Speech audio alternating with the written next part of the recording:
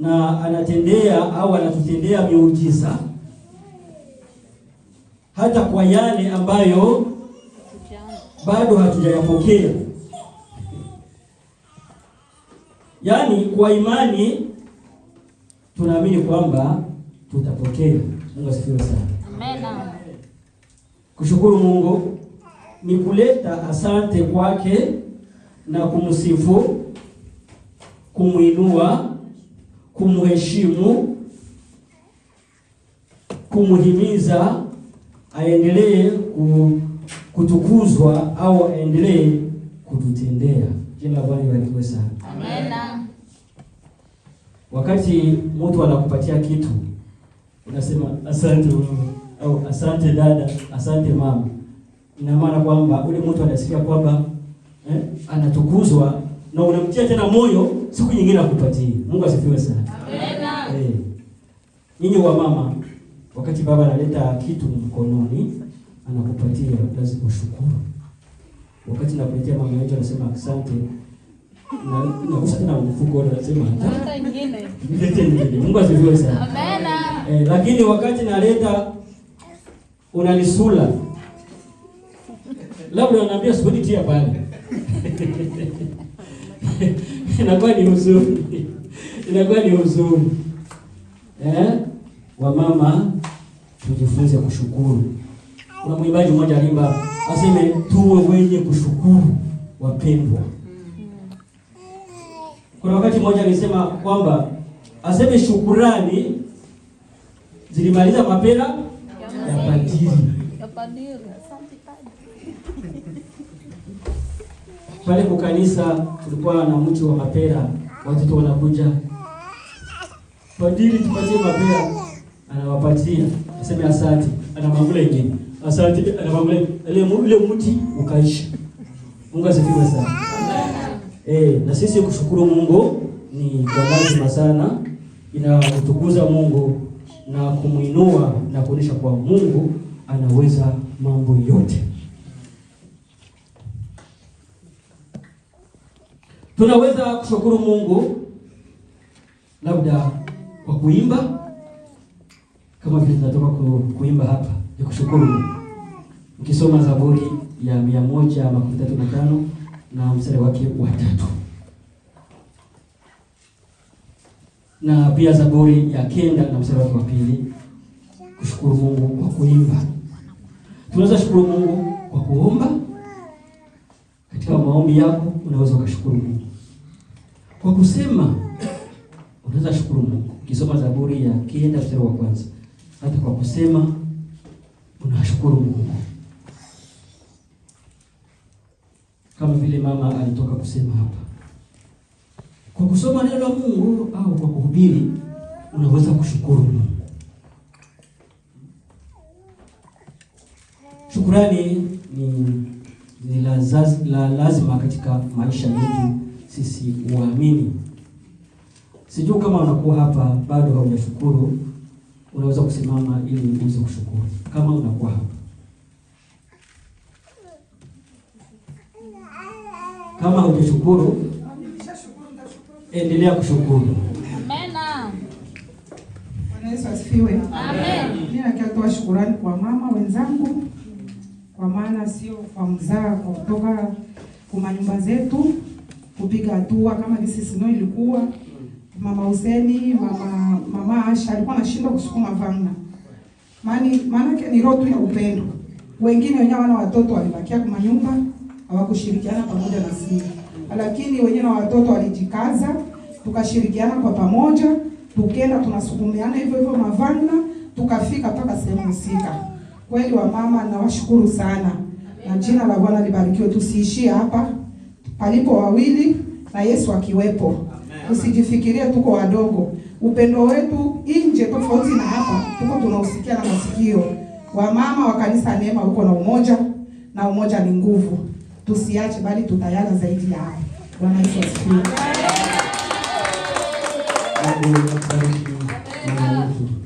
Asante sana kwa kazi ambayo mama zetu wamefanya. Amen. Jambo kanisa la Bwana. Jambo tena kanisa la Bwana. Jambo. Na mimi namshukuru Mungu sana aliniwezesha nikafika hapa kwa amani na salama. Na tunamshukuru giza aliweza kunilinda, kulinda familia yangu. Tukamaliza mwaka shio wote wazima. Na tunaanza hii mwaka shio wote tunafurahi sana. Jina la Bwana lipewe sifa. Amen. Na ingine ni pia nimshukuru Mungu sana juu aliniwezesha mwaka jana. Aliniwezesha mwaka jana ilikuwa mwaka wa mafanikio sana kwangu. Amen. Nikamaliza Little student kisha Mungu akaniwezesha tena nikaingia university. Amen. Akaniwezesha nikapata shortcut na nikauza gari.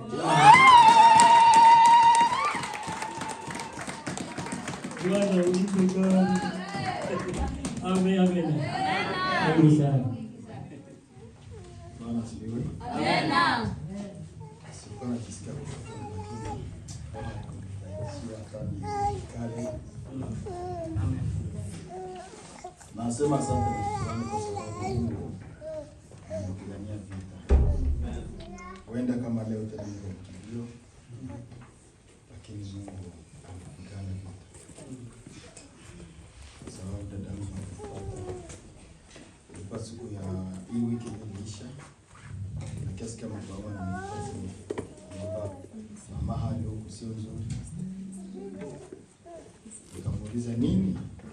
Asemi tulishinda tu naye, lakini alishinda tu kumzaidi. Kuna nini yenye inaendelea? Akaanza kuniambia sana. Nikamwambia kwa sababu tuko simu. Asemi haongei. Asemi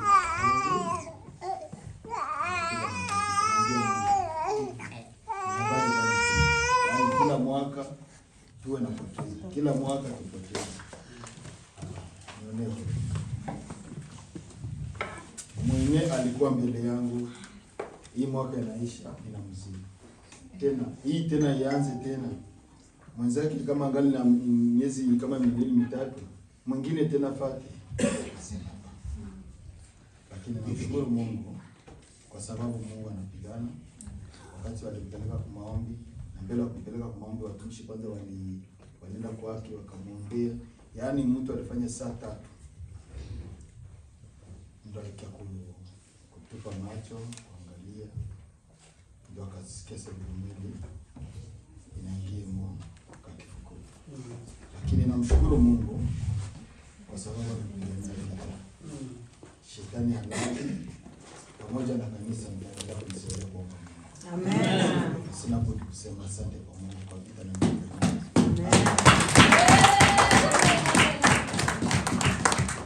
Mungu wetu ni mkubwa. Nakumbuka wakati mmoja ukisoma Luka mtakatifu sura yake ya 17 mstari wake wa 11 utaona habari Yesu alikuwa akielekea kwenda Yerusalemu, akapita katikati ya Samaria na Galilaya. Aseme hapo alikutana na watu 10 wenye ukoma. Na wale watu walipomwona Yesu aseme wakasema, Bwana uturehemu. Mungu wetu asifiwe sana. Amen. Bwana uturehemu. Maana waliomba Mungu au Yesu awaponye na ule ukoma ambao walikuwa nao. Kisha Yesu akawaambia aseme enendeni mkajionyeshe kwa makuhani. Mungu asifiwe sana. Amen. Enendeni mkajionyeshe kwa makuhani. Aseme na wakati walipokuwa wakienda mara moja ule ukoma ukaisha. Mungu anaweza yote. Mungu asifiwe sana. Amen. Ugonjwa ukaisha. Na wakati walipopona, katikati ya wale 10 aseme mmoja akarudi kwa Yesu kusema asante. Mungu asifiwe sana. Akarudi kwa Yesu kusema asante. Aseme Yesu akauliza wale wangapi? Wale 9 wengine wako wapi? Hata huyo mmoja arudi kuleta asante. Mungu atumie sana. Amen.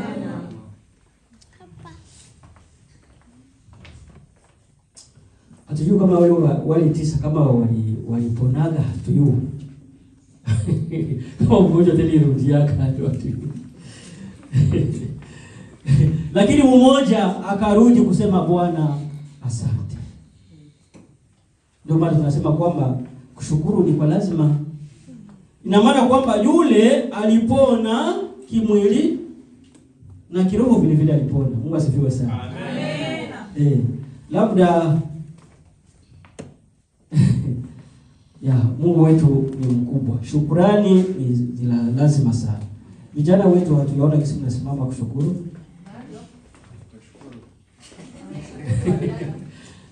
Hamjasimama zaidi. Lakini mtashukuru nadhani. Mungu ataenda kuwasaidia, mtaenda kushukuru. Shukrani ni lazima katika maisha yetu sisi wanadamu. Tuwe wenye kushukuru wakati Mungu anakutendea mambo makubwa. Na sio makubwa tu, hata na madogo. Hii kulala, kuna mmoja wanasema nashukuru Mungu sababu nimelala na kulamuka. Mungu asifiwe sana. Wakati unalala unakuwa sawa vile unakufa. Ni mfano wa kifo. Kuna wakati mmoja, wakati ulikuwa pale Gulubeni, ikafika mchana mmoja nikalala kwenye kiti kusali. Mara kwa mara mama yangu akasema, "Wewe wakati wa kulala unakuwa kulala kusali, uje ulala mchumba pale."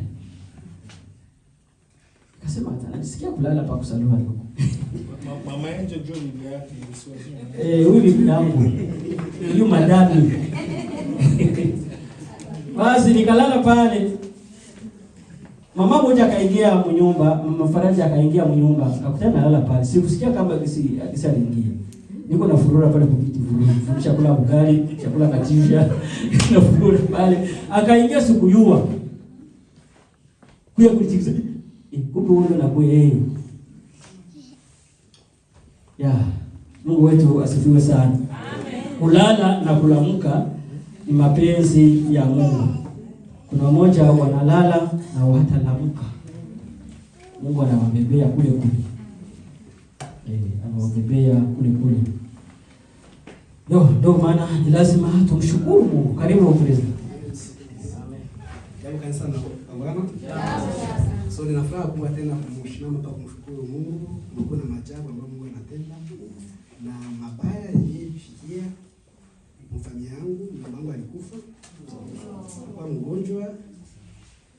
Alikuwa na nafasi ya kutokuongea. Lakini mama general alimaliza posho mbili huko. Lakini Mungu akaiba nafasi yake.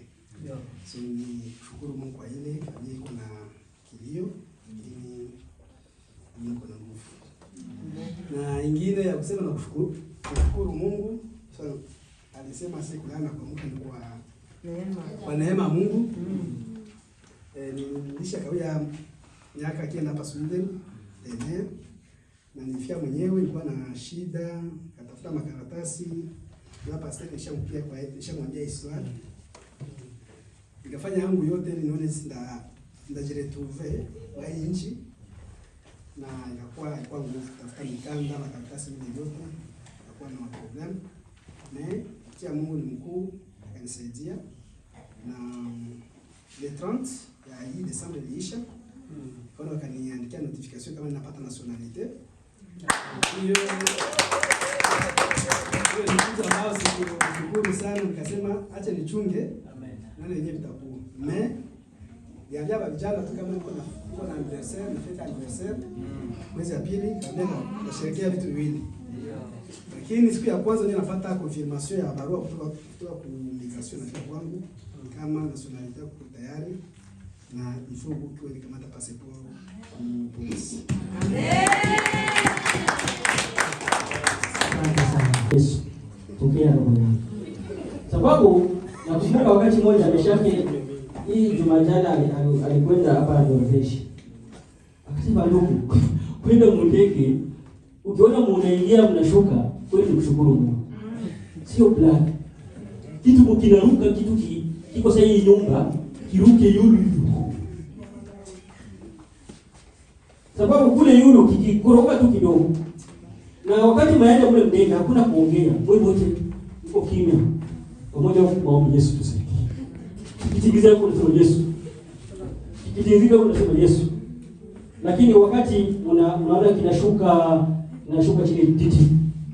Watu wanakuja wapokea, wanawashangilia. Mlitoka mlufu. Mungu atusaidie sana. Haina mchezo. Ndio maana usifurahie kwenda mtegi. Para kufurahia. Unafurahia kwenda mtegi. Sema itaenda Afrika. Unacheza zote hadi Afrika. Mungu akusaidie. Sababu kile kichuma kiko na shida. Hakuna mwenyewe anatoka mle sema alivunjika. Ushaona mtu anatoka mle anavunjika. Aseme tunaenda kujipiga kule sema nikavunjika. Hakuna. Kikijitoka chini ni kulungula. Mungu wote mwenyewe. Ndio hasara ya dini. Lakini Mungu yeye akikuchukua hakuna kuogopa. Mungu asifiwe sana. Hakuna kuogopa. Hakuna kuogopa. Ni lazima tushukuru Mwenyezi Mungu. Tutamalizia katika Zaburi kama vile nimetoka kusema juma jana, Zaburi ya 136 na mstari wake wa kwanza. Tutasoma pale na kwa sote kwa pamoja tutakuwa tunajibu kwa maana fadhili zake za milele. Akisoma tunasema kwa maana fadhili zake ni za milele. Tukisoma pale Zaburi 36 mstari wa kwanza tutafikisha mstari wa 16. Tutasoma haraka sababu muda wetu. Tunasoma Zaburi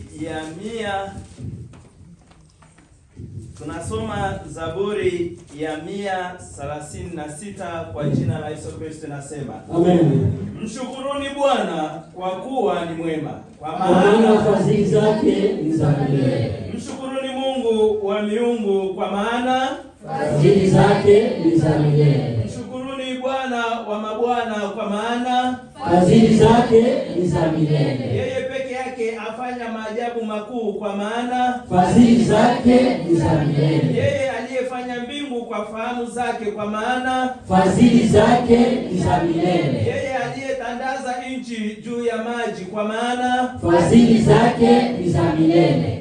Yeye aliyefanya mianga mikubwa kwa maana fadhili zake ni za milele. Jua litawale mchana kwa maana fadhili zake ni za milele. Mwezi na nyota zitawale usiku kwa maana fadhili zake ni za milele. Yeye aliyewapiga wa Misri kwa kuwaua wazaliwa wa kwanza wao kwa maana fadhili zake ni za milele. Akawatoa Waisraeli katikati yao kwa maana fadhili zake ni za milele. Kwa mkono hodari na mkono ulionyooshwa kwa maana fadhili zake ni za milele. Yeye aliyeigawa bahari ya Shamu kwa maana fadhili zake ni za milele. Akawavusha Israeli katikati yake kwa maana fadhili zake ni za milele. Akamwangusha Farao na jeshi lake katika bahari ya Shamu kwa maana fadhili zake ni za milele. Yeye aliyewaongoza watu wake jangwani kwa maana fadhili zake ni za milele. Yeye aliyewapiga wafalme wakuu kwa maana fadhili zake ni za milele. Akawaua wafalme mashuhuri kwa maana fadhili zake ni za milele. Sioni mfalme wa Waamori kwa maana fadhili zake ni za milele. Na Ogu mfalme wa Bashani kwa maana fadhili zake ni za milele. Akaitoa nchi yao iwe urithi kwa maana fadhili zake ni za milele. Urithi wa Israeli mtumishi wake kwa maana fadhili zake ni za milele. Aliyetukumbuka katika unyonge wetu kwa maana fadhili zake ni za milele. Akatuokoa na watesi wetu kwa maana fadhili zake ni za milele. Kila chenye mwili akipa chakula chake kwa maana fadhili zake ni za milele. Mshukuruni Mungu wa mbinguni kwa maana fadhili zake ni za milele.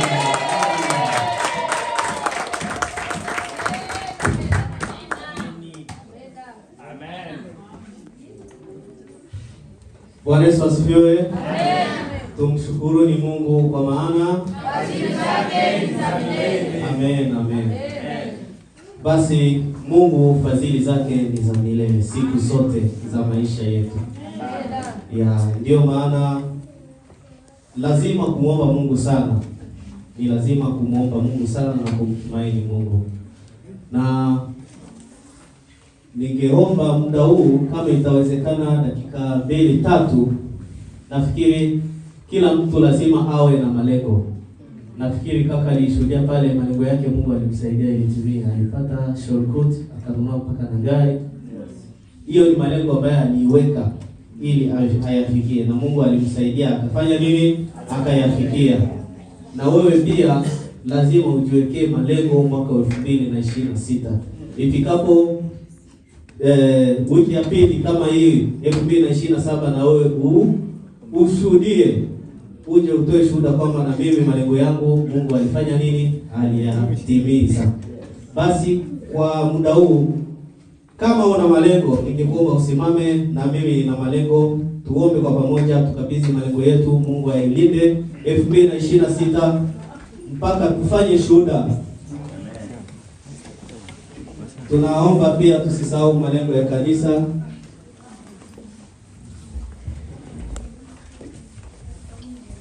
Baba Mungu Muumba mbingu na nchi, asante kwa kuwa wewe ni mwingi wa rehema. Baba, ninakwenda kuomba muda huu Yesu. Nafikiri familia isiyokuwa na malengo sio familia. Baba, tazama kila aliyopo hapa na malengo yake ya familia, yake binafsi. Yesu, tazama wewe ndiye kila kitu. Chochote kinachohifadhiwa kwako kiko salama. Mungu, tazama muda kama huu tunakwenda kuhifadhi malengo yetu mikononi mwako. Baba, uweze kuyafunga na kuyawezesha ifike hatua ambayo wewe umeitaka, kwa sababu chochote kilicho kwenye mapenzi yako ndicho ambacho kinakuwa na faraja na mafanikio katika maisha yetu. Mungu, malengo yetu tunaweka mikononi mwako, uyatendee jinsi unavyopenda wewe Mungu. Tunakwenda kuvunja na kuharibu makusudi yote mabaya ambayo tunaweza tukakutana nayo katika njia hii ya 2026. Mungu, tunakwenda kuvunja na kuharibu kila makusudi mabaya. Chochote kinachokuja kisichokuwa na mpangilio, tunakivunja kwa jina la Yesu Kristo, kisipate na nafasi ya kuharibu mikakati yetu na malengo yetu. Baba, tazama tunakwenda kuweka malengo ya kanisa yetu mikononi mwako. Mahitaji ya kanisa unayafahamu Mungu. Tunakuomba Mungu wewe ujibu kwa wakati ulio sahihi. Tunaamini wewe uwai wala uchelewi. Unatenda kwa wakati ulio sahihi. Mungu, tunasema asante kwa kuwa tunaamini yote yanawezekana kwako. Hatuna Mungu mwingine tunayemwabudu na kumwamini zaidi yako. Tunaamini wewe utatenda Mungu. Asante kwa kuwa tunaamini wewe ndiye kila kitu. Wewe ni mwanzo tena ni mwisho. Tunasema asante kwa kuwa yote yanawezekana katika wewe mtutiaye nguvu. Ni katika jina la Yesu Kristo Bwana Mwokozi tunaomba na kuamini. Amen. Hebu piga makofi kwa ajili ya Yesu.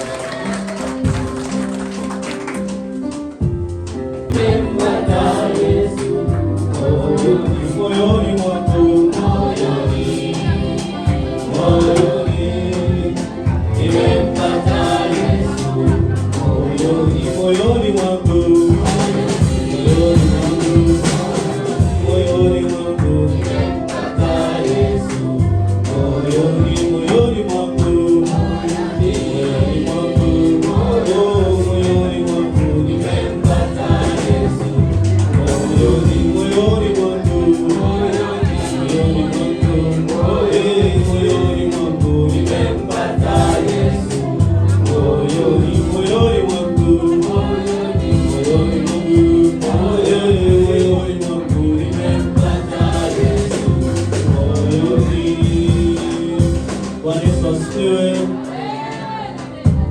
tunapenda kuomba sadaka. Baba, katika jina la Yesu, asante kwa kuwa wewe ni mwema. Tazama sadaka hii tunakwenda kuweka mikononi mwako. Bariki yeyote aliyetoa. Baba, tunakwenda kubariki kwa sadaka hii iende kufanya kazi ya kanisa sawa sawa na mapenzi yako. Ni katika jina la Yesu Kristo tunaomba na kuamini. Amen. Ni muda mzuri wa kusikia habari.